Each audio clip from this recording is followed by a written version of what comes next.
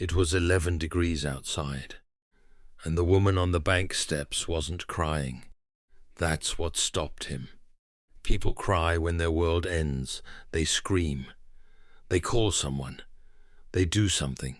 She just sat there, coat half buttoned, a cardboard box at her feet, her name badge still clipped to her blouse, like she'd forgotten she was wearing it, like she'd forgotten everything. Marcus Hale had walked past 1,000 strangers in his life. He had a daughter waiting at home, a bowl of stew on the stove, a shift that had wrecked his back, and a bus he was already late for. He had every reason to keep walking. He didn't. And what he said next would change 2 lives, hers and his. This is a true-to-life story about what we owe each other on a cold night. Stay with me. It was a Tuesday in late November. Cleveland was already done with autumn. The leaves were gone. The wind off Lake Erie had teeth, and by 7 in the evening the sidewalks downtown were nearly empty. The kind of empty that happens when the cold becomes a decision. When people stop pretending they're going to walk somewhere and just get in their cars or down into the train tunnels and go home. Marcus had just clocked out at Brennan Tower. He was 34 years old, 6'2", hands like oven mitts from 12 years of mop handles and floor buffers and industrial-grade cleaning solution that ate through gloves in a week. He worked the 4 to 7 evening shift, came home, made dinner, and put his kid to bed. That was the rhythm. His daughter Lily was 9. She was waiting at home with Mrs. Pollard from across the hall. There was beef stew in the slow cooker. He'd browned the meat that morning before his shift, the way his mother had taught him, because stew that hadn't been browned tasted like sadness. Lily had a geography quiz the next morning. Marcus had promised to help her review the state capitals, and Lily took promises seriously. She wrote them down on a post-it note on the fridge. That was the plan. 40 minutes from clock out to the front door. He had it timed. He cut down Euclid Avenue because the bus came faster on that side. Snow was starting to drift. Light, dry flakes that didn't land so much as float past, the way snow does when it's too cold to be wet. That's when he saw her. She was sitting on the granite steps of the Keystone Trust building. Not on a bench, not under the awning, on the steps in the cold. There was a cardboard box next to her. A coat folded across her lap like she'd taken it off because she couldn't decide whether to wear it or carry it. A travel mug. A small framed photograph wrapped in tissue paper sticking out of the box at an angle, like someone had packed in a hurry and didn't have time to do it right. She wasn't on her phone. She wasn't moving. Marcus slowed down. He'd seen people sit on steps before. Tired commuters, tourists checking maps. Office workers on a smoke break, the cigarette held away from the building so the smoke wouldn't drift into the lobby. This wasn't that. This was something else. The stillness was wrong. People who are tired shift. People who are waiting check their phones. She was doing neither. She was sitting the way a person sits when they don't know what comes next, and they're afraid that the moment they stand up, they'll have to figure it out. He crossed the street. "Ma'am?" She looked up. Her eyes were dry. That was the first thing he noticed. Bone dry. Like she'd already cried somewhere else, in a bathroom, in an elevator, in the back of a stairwell, and was done with it. "I'm fine," she said. 3 words, clipped, practiced. The voice of a woman who said, "I'm fine" for a living. Marcus glanced at the badge on her blouse. Eleanor Vance, branch manager. He looked at the box. He looked at the building. He looked at the security guard standing just inside the lobby, arms crossed, watching them through the glass with the bored vigilance of a man being paid to make sure she didn't come back inside. He understood. He didn't need the details. He'd seen this scene before. Different building, different person. Same shape. Someone had just been let go. And they hadn't even been allowed to stay inside while they figured out what came next. "Ma'am," he said again, "it's 11 degrees. You can't sit here. I'm waiting on a ride. Is it coming?" She looked at her phone. The screen was black. "Battery died," she said. "Right." He stood there a second. The wind picked up. Somewhere down Euclid, a car horn. Somewhere closer, the soft electric hum of the building's lobby. Warm air she was no longer welcome to share. Now, most people in this moment would have said, "I'm sorry," and walked on. That's the polite version. That's what you do. Marcus thought about Lily. He thought about the stew. He thought about how he was already running 10 minutes late. And he thought, and this is the thing he'd remember years later, if this was my mother, I'd want someone to stop. So he stopped. "There's a diner 2 blocks up," he said. "Murphy's. They've got booths. You can charge your phone, get warm, call whoever you need to call. I'll carry the box." She stared at him. "I don't know you," she said. "No, ma'am, you don't." "Then why?" He shrugged. "Because nobody else is gonna." She didn't say yes, not out loud, but she stood up. Slowly, the way a person stands when their legs have been still too long in the cold, and they've forgotten how to trust them. Marcus picked up the box. It was heavier than it looked. A nameplate. A succulent in a small ceramic pot, the kind of thing someone gives you on your first day, a notebook. 3 picture frames. 11 years of someone's working life in one cardboard box she could carry with one arm. He didn't ask. They walked the 2 blocks in silence. Snow caught in her hair. She didn't pull her hood up. He didn't comment on it. Some people, when they're hurting, need you to not notice. At the diner, he held the door. She slid into a booth by the window. He set the box down on the bench across from her, plugged her phone into the outlet by the napkin holder, and stepped back. The diner smelled like coffee and griddle grease, and the particular sweetness of pie crust under a heat lamp. A waitress at the counter looked up, took in the situation in one glance, and went back to wiping down the menus. She'd seen worse, she'd seen better. She was good at minding her business. "There's a charger right there," Marcus said. "Waitress'll be by in a minute. Coffee here is good, pie's better." He turned to go. "Wait." He stopped. Eleanor Vance, branch manager, 38 years old, in a wool coat that probably cost more than his rent, looked up at this stranger who had carried her box. "What's your name?" "Marcus." "Marcus what?" "Marcus Hale." "Eleanor." "I know, it's on your badge." She looked down. She'd forgotten she was still wearing it. She unclipped it slowly, like it had become heavy, and set it on the table. The pin made a small sound on the formica. A sound that, in a quieter moment, might have meant nothing. In this one, it meant something. "Thank you, Marcus." "You're welcome." He left. He had a kid to get home to. Eleanor didn't sleep that night. She sat on the edge of her bed in her apartment in Tremont and stared at the wall. She was 38.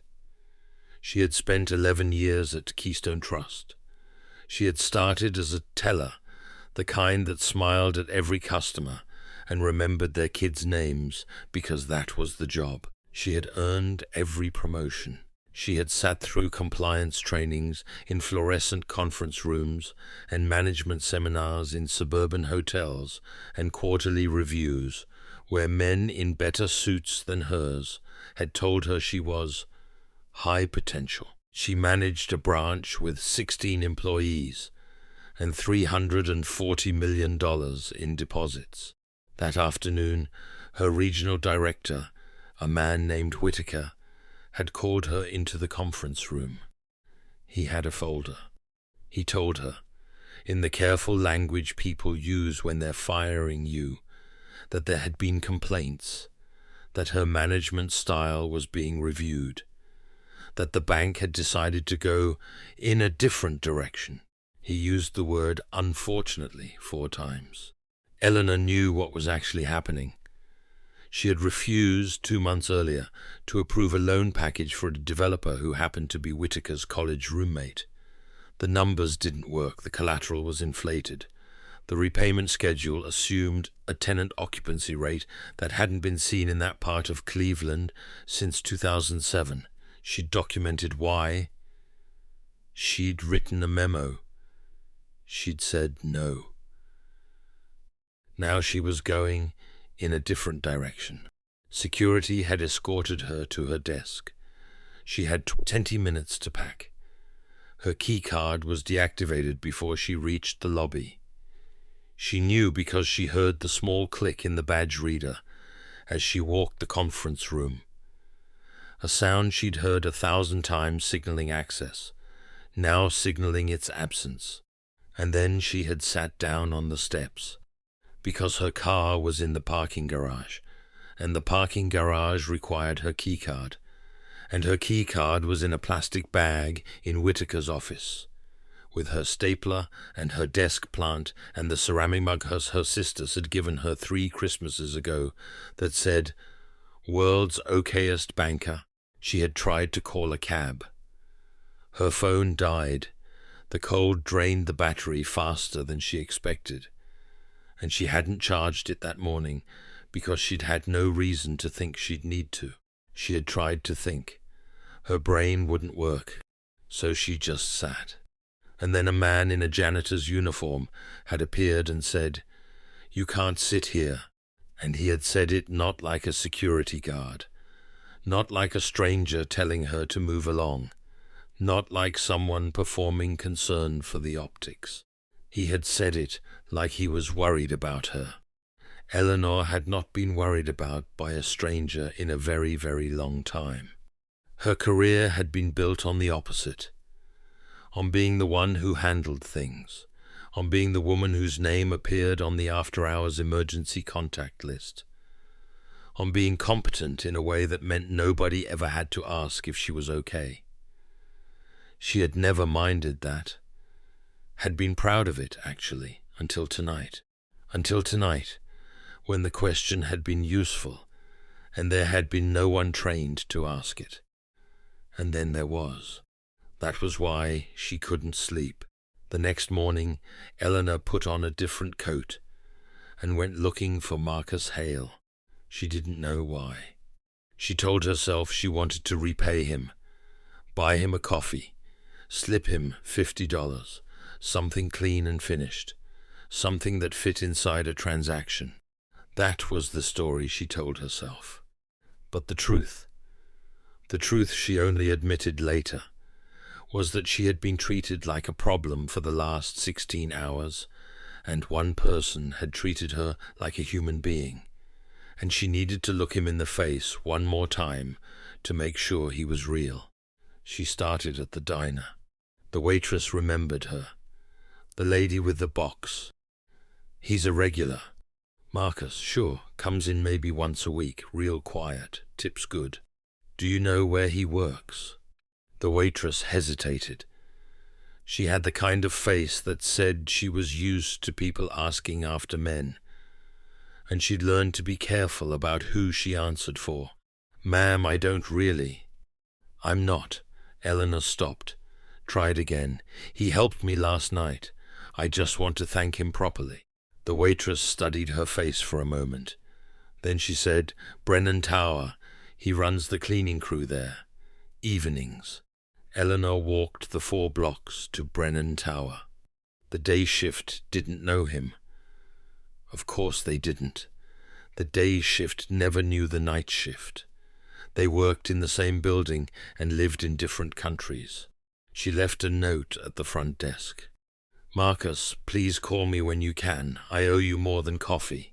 Eleanor V. She wrote her cell number under it. Then she went home and waited. He didn't call that day. He didn't call the next day either. Marcus had gotten the note. He'd looked at it for a long time, sitting in the break room at the start of his shift, eating a peanut butter sandwich on bread that was a day past good. I owe you more than coffee. He folded the note and put it in his pocket. He didn't call. Here's why. Marcus had grown up in a neighborhood where rich people sometimes wanted to feel good about themselves by handing money to a poor person. His mother had cleaned houses for 30 years. Same 6 families, 3 of them since before Marcus was born. He'd watched her come home with a $100 bill at Christmas, and as just how so-and-so was just so generous. How she'd said, keep the change. How she'd insisted Marcus's mother take the leftover ham. He had loved his mother. He had hated those $100 bills, because the people who handed them out always thought the money settled something. They thought it made things even. They thought $100 was the same as respect, and a leftover ham was the same as being seen. It wasn't. His mother had cleaned their toilets for 30 years, and they'd never once asked her how her son was doing. They'd asked about the boy. They'd asked if she was managing. They'd never used his name. Marcus didn't carry that woman's box because he wanted a tip. He carried it because she was a person sitting in the cold, and he was a person walking past, and that was the math. If he called her now, she'd hand him an envelope. He'd take it. She'd feel better. He'd feel smaller. He didn't want to feel smaller. So he put the note in a drawer in his kitchen, next to the rubber bands and the dead batteries, and he went on with his life. 2 weeks passed. It was a Thursday. Marcus had picked Lily up from school because Mrs. Pollard had a doctor's appointment. They were walking home along the avenue. Lily was talking about a kid in her class named Tyler who could burp the alphabet, apparently as far as the letter Q, which Lily considered both impressive and unsanitary. They stopped at a small bakery to split a cinnamon roll. It was a thing they did sometimes, a small ritual. The bakery had a glass case full of pastries arranged with the kind of care that suggested the woman behind the counter had once worked somewhere fancier and had decided at some point that fancier wasn't better. Eleanor Vance was sitting in the corner booth. She looked up. She looked at Marcus. She looked at the small girl holding his hand, who had a backpack shaped like a fox, and a single green mitten, because the other one had gone missing in October. For a second nobody moved.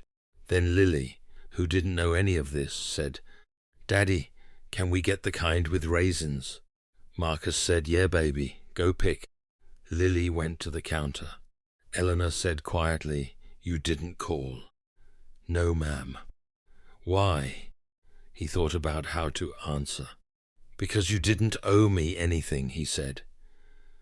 "And I didn't want you to think you did." She looked at him for a long moment. Then she said, "Will you sit down?" He sat. Lily was at the counter, deliberating between 4 different pastries with the seriousness of a Supreme Court justice. Eleanor folded her hands on the table. "I want to tell you something," she said, "and I want you to actually hear it, not the polite version, the real version. Okay. When you stopped that night, I had spent the whole afternoon being treated like a piece of office equipment, like a stapler that wasn't working anymore, so they unplugged me and threw me out." She paused. "I built a career on the idea that if I worked hard enough, I'd matter. 11 years. And in 20 minutes, 2 security guards walked me out like I'd stolen something." She looked out the window, Snow was starting again, thinner than the night 2 weeks ago, but the same color, the same temperature. And then a stranger looked at me, not at my coat, not at my badge, not at the cardboard box, at me, and treated me like I was still a person. She turned back to him. "I'm not offering you money. I figured out after the note that you wouldn't take it, and I respect that.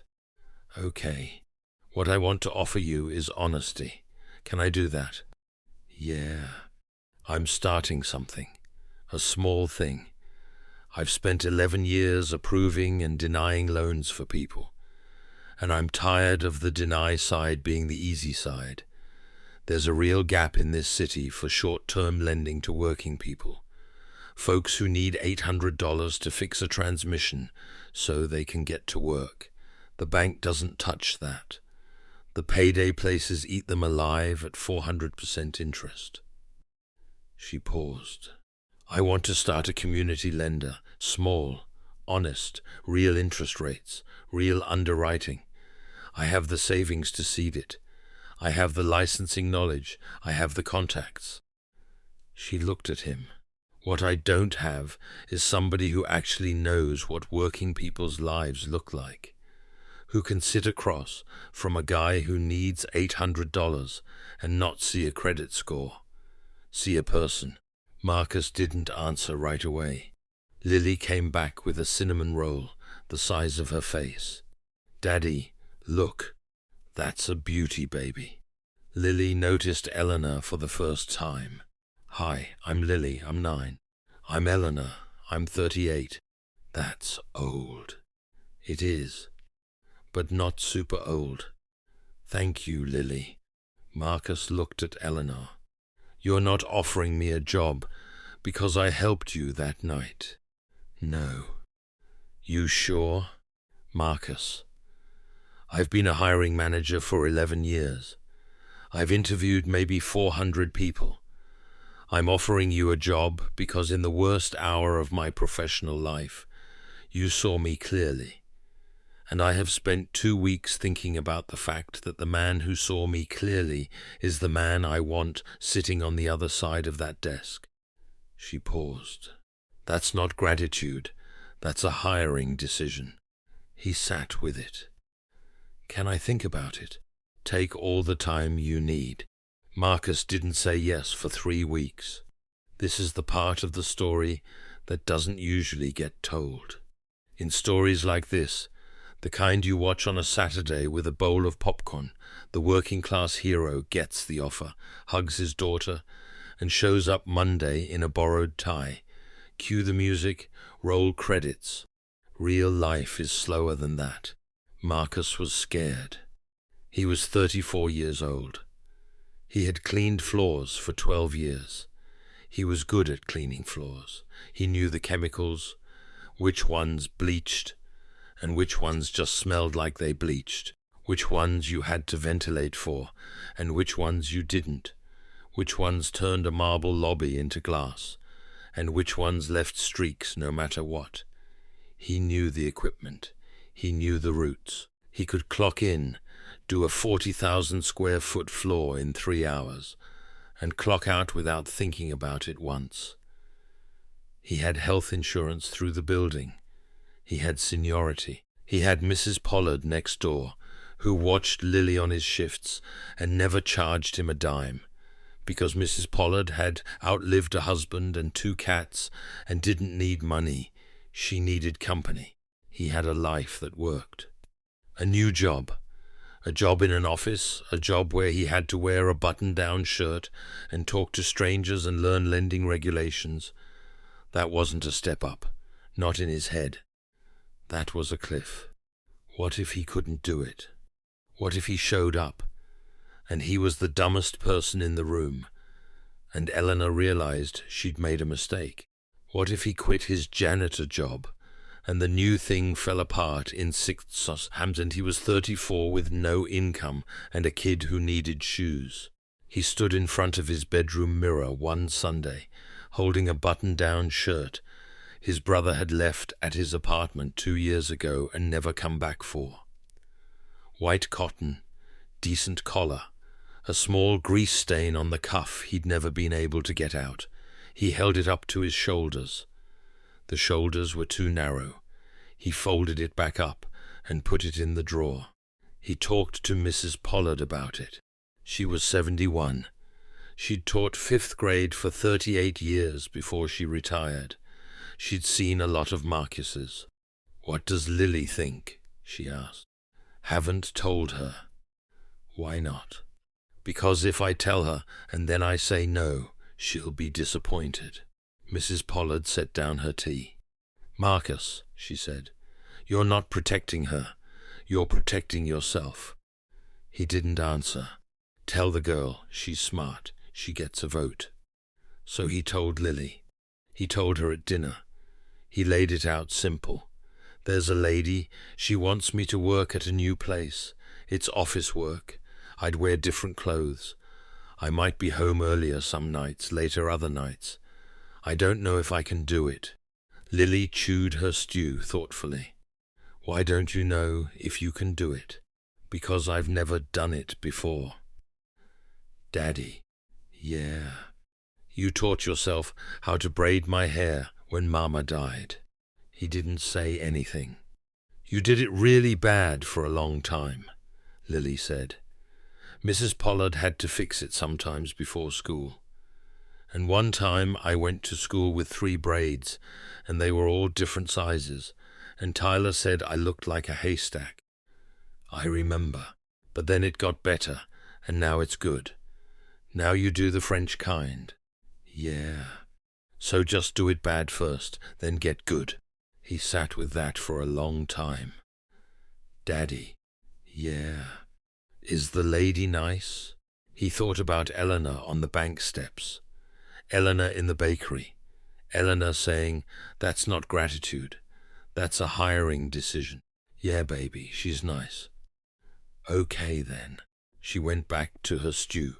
He called Eleanor on a Sunday. "I'm in, but I have conditions." "Okay. I'm not your charity case. I want a real job description. I want a real salary. I want to be measured against real expectations. If I'm not cutting it in 6 months, you tell me. Straight." "Agreed." "And I want the title to be something. I don't want assistant to Eleanor. I want a job that has a name. How about community outreach officer?" He thought about it. "That'll do." "Marcus." "Yeah. I want to say something, and I want you to hear it the way I mean it." "Okay. You think I'm doing you a favor. I want you to know, and you'll figure this out in about 3 months, that I'm not. The thing I'm building doesn't work without somebody like you. I'm not lifting you up.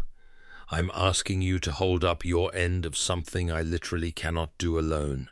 He didn't answer for a moment. Then he said, "I hear you." "Good." "Eleanor." "Yeah." "Thank you." "You're welcome." The community lender opened in a storefront 4 blocks from the bakery. They called it Crossing Trust Lending. It was small. 2 desks, a couch in the waiting area that Eleanor had bought from an estate sale for $90 and reupholstered herself one weekend, a coffee pot that Marcus learned how to operate on day 3, because on day 1 it had made coffee that tasted like motor oil, and on day 2 he'd made it stronger to compensate. And Eleanor had taken 1 sip and said, kindly, "We're going to figure this out together."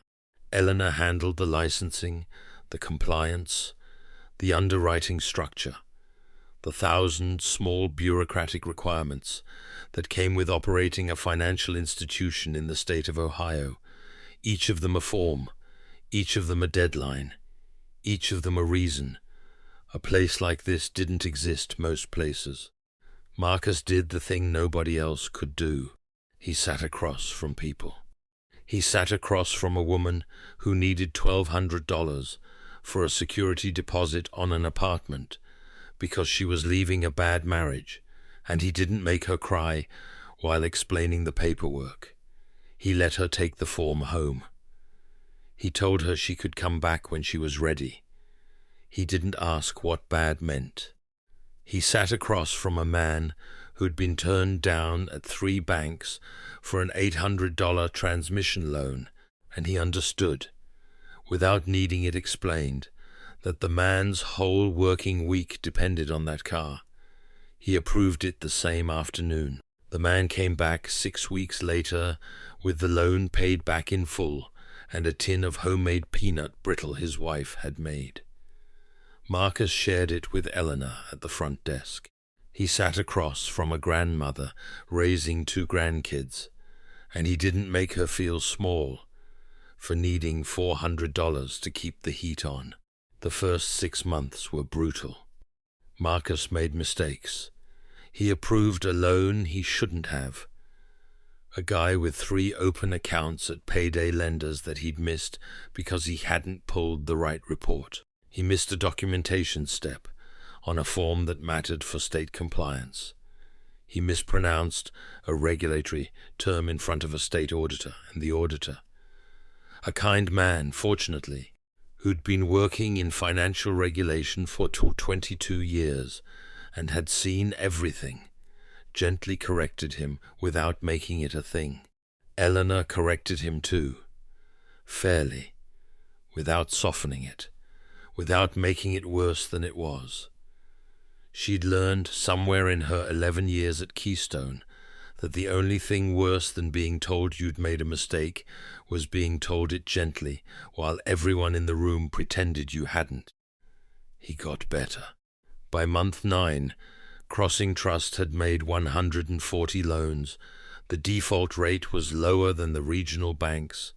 The repeat customer rate was higher. People talked. Word moved through neighborhoods the way it always had, through barbershops and laundromats and church basements. And by month 12, there was sometimes a small line on Saturday mornings. By month 14, they had hired a 3rd employee. By month 20, they were profitable. Lily was 11 by the time the storefront had a real sign on it. A proper one, hand-painted by a man Marcus had grown up with, who'd become a sign painter and charged them next to nothing because, as he put it, "You're doing actual work, and I want my name on something that matters." She came to the office one Saturday to help her dad organize files. She was at the age where she liked feeling useful in adult places. She'd brought a sandwich and a book, and a small notebook of her own, in which she had decided to keep track of how many people came in. She watched Eleanor talk to a woman in the waiting area. The woman was crying a little. Eleanor handed her a tissue and a glass of water and sat with her until she could talk. Lily watched for a long time. Then she looked at her dad. "Daddy."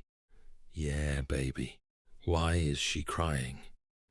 "Because she's having a hard month, and she's embarrassed to need help." Lily thought about that. Eleanor doesn't make her feel embarrassed. No. That's a good thing to be good at. "Yeah," he said, "it is." She went back to the filing. A minute later she said, "Daddy." "Yeah, that's what you do too." He looked over at her. "What is?" "You make people not feel embarrassed when they have to ask for things." He didn't say anything for a second. He hadn't thought about it that way. "Where'd you learn that?" she asked. He thought about it. He thought about a Tuesday night in November 3 years ago. A woman on bank steps, a cardboard box, 11 degrees. "From watching somebody who deserved better than what she got," he said. "And from somebody who saw me before she knew anything about me. That's 2 people. Yeah. Cool." She went back to filing. It wasn't a ride to a diner. It was the experience of being treated like a person by somebody who didn't have to. And what she gave him 2 weeks later wasn't a job offer. It was the same thing back. "I see you, not the uniform, not the mop, You, and I think you're capable of more than the world has given you credit for. That's the trade. That's the whole story. You don't need to be rich to do this. You don't need to be powerful. You don't need a foundation or a non-profit or a TED Talk. You just need to notice when somebody is sitting in the cold, and you need to not walk past. 2 years later, on a cold Tuesday in November, Marcus was walking home from work. He saw a young man sitting on the curb outside a closed shop, hood up, backpack at his feet, phone in his hand, dark. Marcus stopped. He was wearing a coat that fit him now, a different coat than the one he'd worn that night 3 years ago. Wool, charcoal grey, a Christmas gift from Lily and Eleanor that he had pretended to be embarrassed by and secretly loved. "Hey man, you okay?" "I'm fine." Marcus looked at him for a second. Then he sat down on the curb beside him. "My name's Marcus," he said. "I just got off work. There's a diner 2 blocks up. They've got booths. I'll buy you a coffee." The kid looked up. "Why?" Marcus thought about how to answer. He thought about a woman on bank steps 3 years ago. A box, a name badge, 11 degrees, a waitress who tipped her head and minded her business, a 9-year-old at a counter picking out a cinnamon roll, 3 weeks of standing in front of a mirror with a borrowed shirt. "Because somebody did it for me once," he said. "And it changed everything." The kid hesitated. Then he stood up. They walked the 2 blocks together. Snow caught in their hair.